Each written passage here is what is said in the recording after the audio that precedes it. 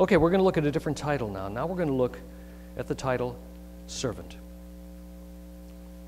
I'm not going to belabor the five passages from Isaiah that are crucial passages for understanding the nature of the servant. Okay? I will highlight them and draw attention to a couple of uses for them. Okay, but that'll be all. I'm going to start with the last of them, Isaiah chapter 61, which if we had finished that whole excerpt from Luke chapter 4, would have seen it. That's the passage that Jesus reads in the synagogue at Nazareth and applies to himself, where it begins, "The Spirit of the Lord God is upon me. He has anointed me to bring good news to the poor," etc., etc. And then he sits, and everybody's looking at him, and he says, "Today, this scripture passage is fulfilled in your hearing. I'm it. I'm it." There's a servant whose main function is to bring good news to the poor, release to prisoners, sight to the blind. Okay? So we start with that. Now we go backwards to the other four passages that are known as servant songs in Isaiah. And these are critical for us for understanding all of the liturgy of Holy Week, beginning with Palm Sunday and leading through to Good Friday. The first of them is Isaiah chapter 42. You don't have to go there, but you just have to kind of make the notes, I guess, okay? And that particular passage, I'm just going to be highlighting for you right now. That particular passage of the servant is to be found, at least referred to, at the scene of the baptism of the Lord, okay, in the River Jordan, and it's repeated in the context of the Transfiguration. So it is an essential idea of my servant who will not break a bruised reed, he will not extinguish a smoldering wick until he brings justice to the world. And he will be a light to the nations. He'll be a light to the nations. We get similar language in Isaiah chapter 49, which bounces back and forth between trying to figure out if the servant is in fact Israel collectively or somebody who has a mission to Israel. And the language goes back and forth. It's kind of hard to know what's happening there, but it's a figure that God has called, and God says it is too little for you to be a sign just for the people of Israel. I will make you a light to the nations, which you can see is echoed in the words of the canticle of Simeon when he's holding the baby Jesus, okay, in the beginning of Luke's gospel, okay? You've made this a light of revelation to the Gentiles and the glory of your people Israel, both. Okay? Chapters 50 and 53 are much more explicitly suffering-oriented, and it's particularly Isaiah chapter 53 that plays a pivotal role in Jesus' self-understanding, okay? And where we find that self-understanding is going to be, first of all,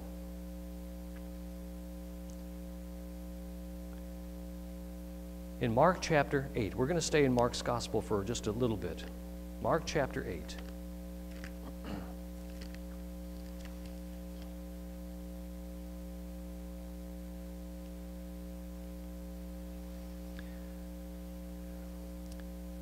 Immediately after Peter confesses that Jesus is the Christ, I'm at verse 30. He charged them to tell no one about him, and he began to teach them that the Son of Man must suffer many things and be rejected by the elders and the chief priests and the scribes and be killed, and after 3 days rise again. That's Mark's form of the gospel that we heard this morning at Mass from Luke. Almost identical wording, okay? This is the first prediction of the Passion that we get in the gospel. Now we're going to go to chapter 9 of Mark. This is immediately after the Transfiguration. Verse 30. They went on from there and passed through Galilee, and he would not have anyone know it, for he was teaching his disciples, saying to them, "The Son of Man will be delivered into the hands of men, and they will kill him. And when he is killed, after 3 days he will rise." And they did not understand the saying, but they were afraid to ask him. Okay, that's the second prediction of the Passion. Now we go to Mark chapter 10.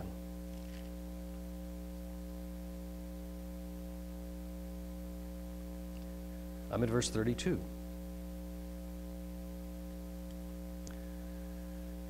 And they were on the road going up to Jerusalem, and Jesus was walking ahead of them, and they were amazed And those who followed were afraid. And taking the 12 again, he began to tell them what was to happen to him, saying, Behold, we are going up to Jerusalem, and the Son of Man will be delivered into the chief priests and the scribes. They will condemn him to death and deliver him to the Gentiles, and they will mock him and spit upon him and scourge him and kill him. And after 3 days he will rise. So we get predictions of the Passion in Mark's Gospel, 3 of them that are in the dead center of Mark's Gospel. Okay, chapter 9 is the pivotal point of Mark's Gospel. So 8, 9, and 10 tell you that these 3 predictions of the Passion are also pivotal from Mark's point of view, his understanding of what Jesus was and accomplished. And it all has to do with suffering. And if there's one word that runs through all of the New Testament about the crucifixion of Jesus, it's the Greek word that it would be transliterated D-E-I, Dei. It is necessary. It had to happen like that. And it goes on and on. It's over and over again here in Mark's Gospel, particularly in the post-resurrection appearances in Luke's Gospel. We can see that there is a necessity that this had to happen this way, even in the speeches, the early speeches of the Acts of the Apostles. So there's a necessity to the suffering, okay? And Jesus is reflecting now on particularly that suffering servant passage of Isaiah 53 that is our first reading on Good Friday. And when we get to the middle of chapter 10 here in Mark's Gospel, we'll see it applied. James and John want to sit at the right and the left hand of Christ in glory. He says, you can't do it, and then the others get angry. So I'm at verse 41 of chapter 10. When the 10 heard about this, they began to be indignant at James and John. And Jesus called to them and said to them, You know that those who are supposed to rule over the Gentiles lord it over them, and their great men exercise authority over them. But it shall not be so among you. But whoever would be great among you must be your servant, and whoever would be first among you must be the slave of all. For the Son of Man also came, not to be served, but to serve, and to give his life as a ransom for the many. That last verse, 45, is actually a quote of the end of chapter 53 of Isaiah. So we can see Jesus' understanding and the church's understanding of his being a servant, and particularly a suffering servant. Particularly a suffering servant. This is highlighted even more strongly, I think, in chapter 22 of Luke's Gospel.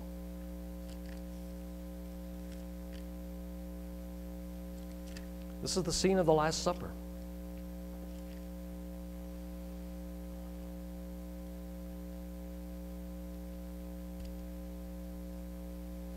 It's kind of sad, because in the context of the Last Supper, Luke locates the dispute among the disciples about who's the greatest.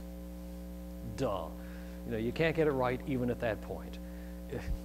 It is so redolent to me of the scene in Jesus Christ Superstar, where all the apostles are just belting it down and they're getting drunk and always wished I'd be an apostle and on and on and on.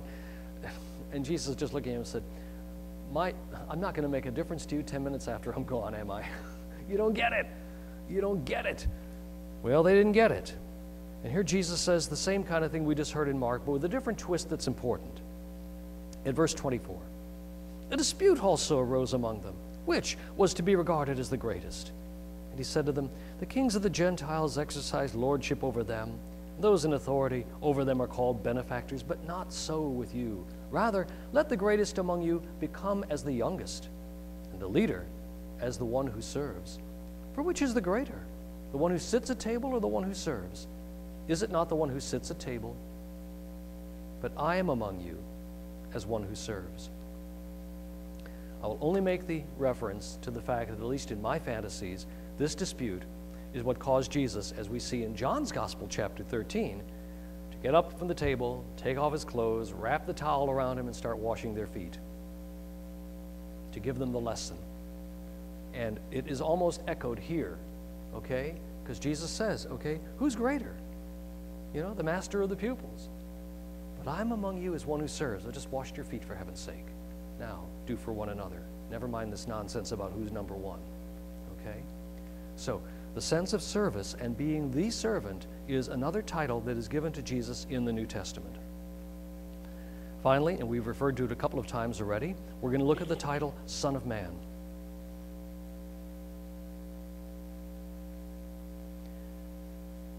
This is the only title that Jesus explicitly gives himself in the Gospels. Okay? Explicitly. Just interesting. He alludes to himself as a servant, okay? He alludes to himself as a prophet, but he actually gives himself this title.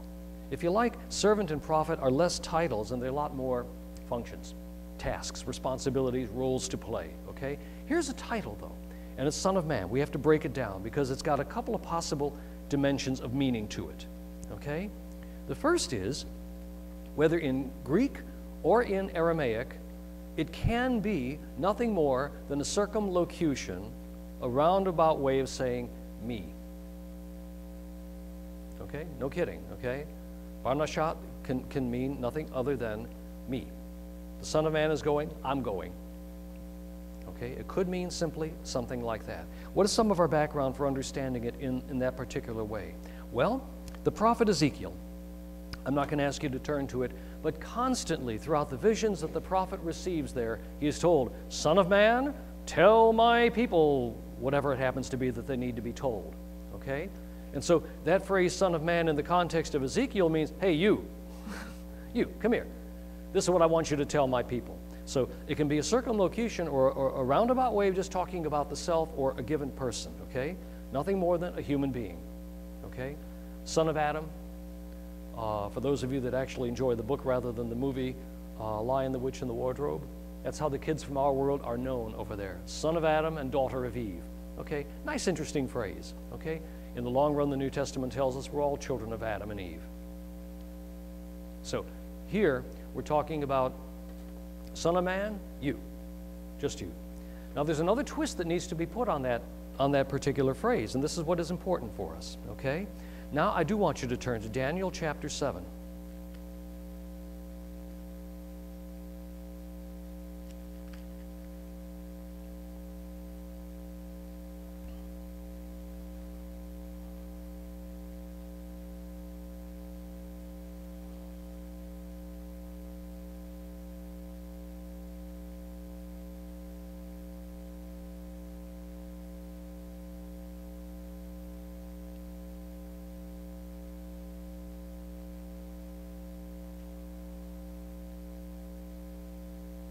Okay.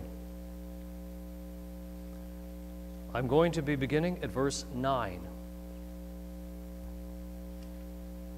As I looked, Daniel says, thrones were placed, and one that was ancient of days took his seat, with raiment white as snow and hair on his head like pure wool. His throne was fiery flames, its wheels were burning fire. A stream of fire issued and came forth from before him, and thousands upon thousands served him, and myriads upon myriads stood before him. And the court sat in judgment, and the books were opened. Now I go to verse 13. I saw in the night visions, behold, with the clouds of heaven there came one like a son of man. And he came to the Ancient of Days, and was presented before him, and to him was given dominion, and glory, and kingdom, and all peoples, nations, and languages shall serve him. His dominion is an everlasting dominion which shall not pass away, and his kingdom one that shall not be destroyed. Okay, what's clear is two things going on in that passage. The first is that the use of the phrase Son of Man there simply means exactly what I was just talking about. Hey, you, this guy that looks like a human being. However, he is now given authority and a role and a responsibility, and it's in that light that now we talk about who is the Son of Man. In other words, is there somebody that fulfills this role of establishing a kingdom? That's an interesting question, okay? It's an interesting question, and we're going to explore it.